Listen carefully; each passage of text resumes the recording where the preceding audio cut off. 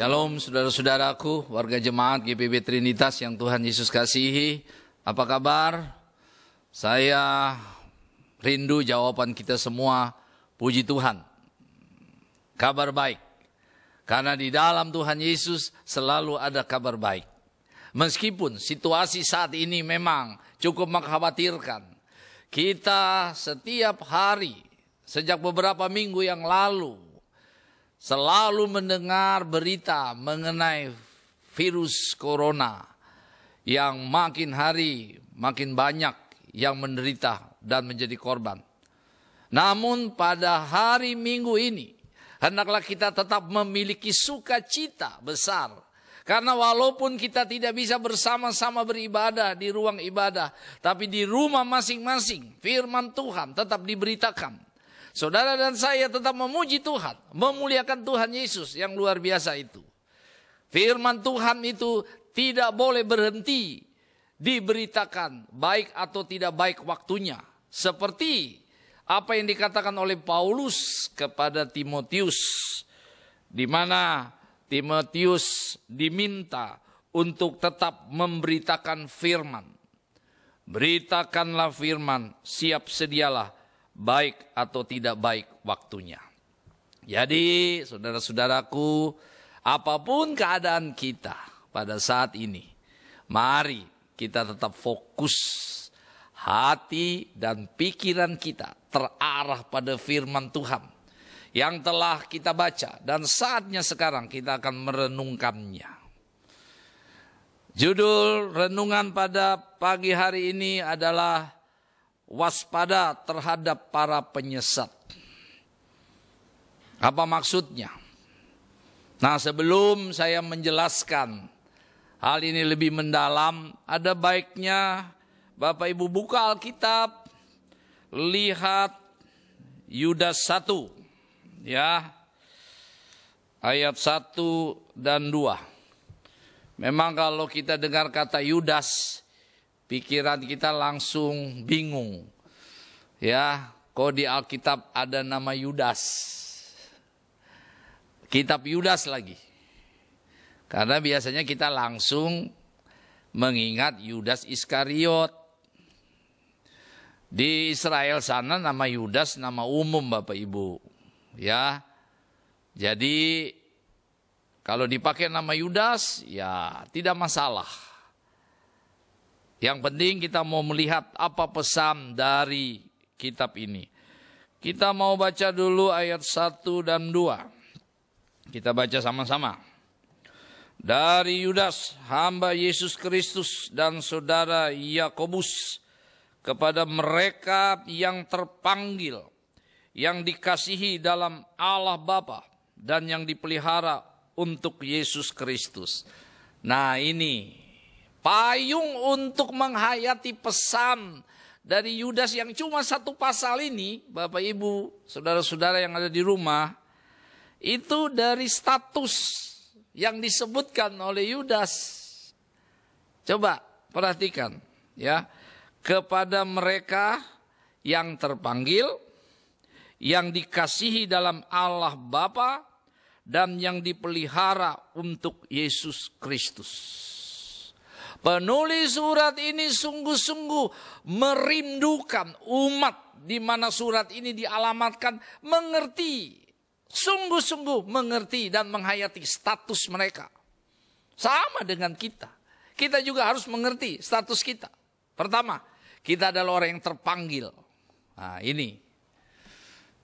Kadang-kadang mengapa kita sering lemah menghadapi tantangan dan pergumulan, karena kita tidak menghayati bahwa Bapak, Ibu dan saya, saudara-saudara adalah orang yang terpanggil. Yang panggil bukan manusia, tapi Allah sendiri. Karena itu dikatakan kita adalah orang yang terpanggil, lalu yang dikasihi dalam Allah Bapa, dan yang dipelihara untuk Yesus Kristus. Lengkap Bapak Ibu. Sudah terpanggil, dikasih Allah Bapa, dipelihara untuk Yesus. Apalagi yang kurang?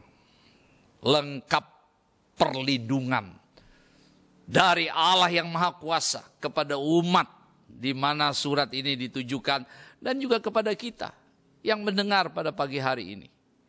Dan ayat 2 ini mengatakan apa? Seperti berkat, rahmat, damai sejahtera, dan kasih kiranya melimpahi kamu. Melimpah, bukan sedikit, bukan setengah. Tapi lihat, rahmat, damai sejahtera, dan kasih kiranya melimpahi. Benar-benar menguasai, benar-benar mengelilingi hidup kita. Karena apa? Kita adalah orang yang terpanggil. Orang yang dikasihi Bapa dan yang dipelihara untuk Yesus Kristus. Nah, ayat 1 dan 2 ini harus benar-benar masuk di hati kita. Supaya kita mengerti jabaran ayat-ayat selanjutnya. Kita punya hati akan mantap kalau kita tahu status kita yang luar biasa dalam ayat 1 dan 2. Nah, ayatnya yang ketiga dan seterusnya, inilah pergumulan yang dihadapi pada waktu itu. Nah, saya cuma mengkiaskan begini, Bapak Ibu. Kalau beli barang, ya, orang nanya, ini ori atau KW? Ori itu biasanya original, asli. KW itu imitasi, tiruan. Kadang-kadang saking bagusnya itu KW, sampai kita tidak bisa membedakan mana yang original, yang asli, dan mana yang palsu. Ya, dan kita pasti senang yang asli daripada palsu. Tapi yang asli biasanya mahal, kualitasnya bagus. Yang palsu murah dan mudah rusak. Nah, di dalam kehidupan beriman di sini, guru-guru palsu, coba perhatikan ayat 3 dan seterusnya, ya. Guru-guru palsu, pengajar-pengajar sesat, itu marak mempengaruhi jemaat pada waktu itu. Ya. Mereka berusaha dengan sekuat tenaga. Untuk apa? Untuk merusak persekutuan. Ya. Karena itu kita perhatikan ayatnya yang ketiga. Kita baca sama-sama. Ya. Saudara-saudaraku yang kekasih, sementara aku bersungguh-sungguh berusaha menulis kepada kamu tentang keselamatan kita bersama, aku merasa terdorong untuk menulis ini kepada kamu dan menasihatkan kamu supaya kamu tetap berjuang untuk mempertahankan iman yang telah disampaikan kepada orang-orang kudus. Nah, lihat kata, supaya kamu tetap berjuang untuk mempertahankan iman yang telah disampaikan kepada orang-orang kudus. Kenapa Bapak Ibu? Umat pada waktu itu diminta untuk berjuang mempertahankan iman. Karena apa? Karena iman mereka sedang menghadapi bahaya besar. Ayat 4 bilang apa? Sebab ternyata ada orang tertentu yang telah masuk menyelusup di tengah-tengah kamu, yaitu orang-orang yang telah lama ditentukan untuk dihukum. Mereka adalah orang-orang yang fasik, yang menyalahgunakan kasih karunia Allah kita untuk melampiaskan hawa nafsu mereka, dan yang menyangkal satu-satunya penguasa dan Tuhan kita Yesus Kristus. Iya, jadi bacaan hari ini berbicara tentang guru-guru palsu atau guru-guru KW yang menyalahgunakan kasih karunia Allah untuk apa? Melampiaskan nafsu mereka dan menyangkal Yesus Kristus. Itu ayat 4. Bahkan lebih parah lagi dalam ayat 12 Bapak Ibu. Mereka menodai perjamuan kasih dengan mementingkan diri sendiri. Suka menggerutu dan mengeluh tentang nasibnya. Hidup menurut hawa nafsunya. Tapi mulut mereka mengeluarkan perkataan yang bukan-bukan. Mereka menjilat orang demi mendapatkan keuntungan. Saudara-saudaraku, pengajar sesat dan guru palsu itu ibarat virus dalam jemaat yang meresahkan, virus rohani yang bisa melumpuhkan iman. Nah, oleh karena itu harus tahu obatnya apa. Bagaimana cara menangkal, bahkan mematikan virus-virus ini. Yang paling utama adalah relasi kita dengan Tuhan Yesus. Hidup yang hanya fokus kepada kasih Tuhan, pada kebenaran Tuhan. Tuhan Yesus ingin kita menangkal virus-virus yang ada itu dalam kehidupan jemaat yang mencoba merusak persekutuan dan iman kita dengan hidup mengandalkan firman-Nya.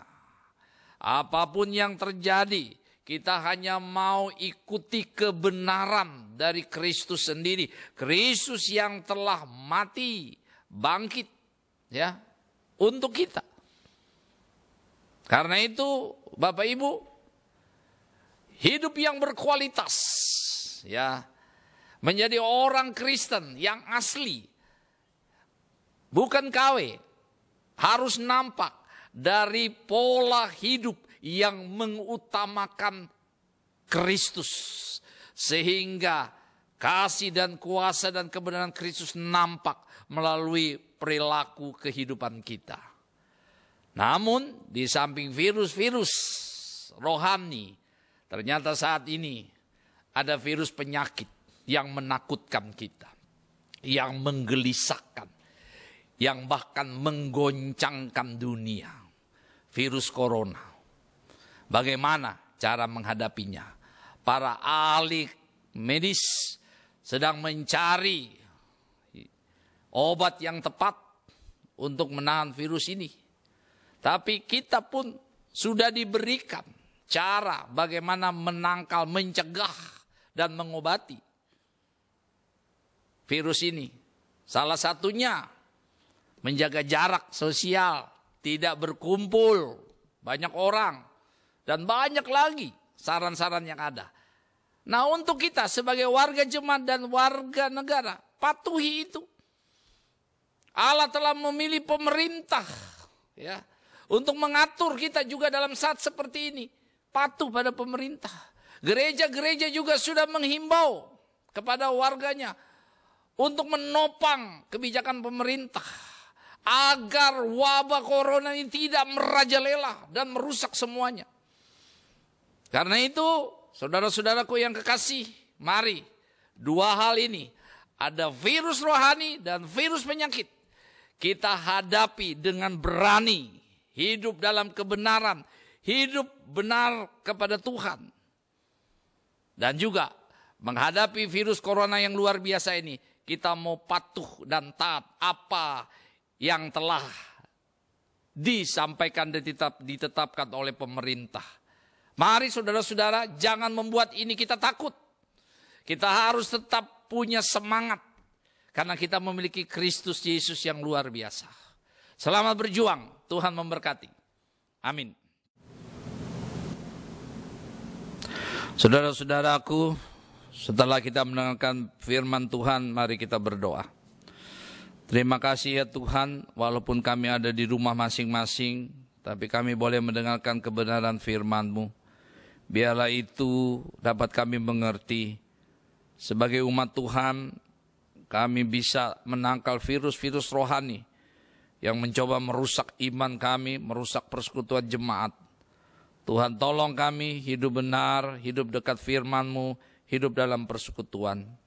Kami juga berdoa bagi virus corona, virus penyakit yang menggelisahkan dan menakutkan itu. Biarlah kami semua, elemen bangsa ini bersama pemerintah, boleh berjuang untuk menangkal merebaknya virus ini. Bagi mereka yang sakit, Tuhan mau sembuhkan. Bagi keluarga yang bersedih karena virus ini merenggut nyawa dari kekasih-kekasih mereka, Tuhan menghiburkan mereka. Bagi para medis, dokter, semua pihak yang bekerja untuk merawat, menanggulangi virus ini, Tuhan berikan mereka kekuatan bersama keluarga. Dan Tuhan juga jaga kesehatan mereka. Bagi warga jemaat kami yang juga mengalami pergumulan sakit penyakit lainnya, Tuhan juga hadir bagi mereka. Terima kasih Tuhan Yesus, di dalam nama-Mu yang kudus kami berdoa. Amin.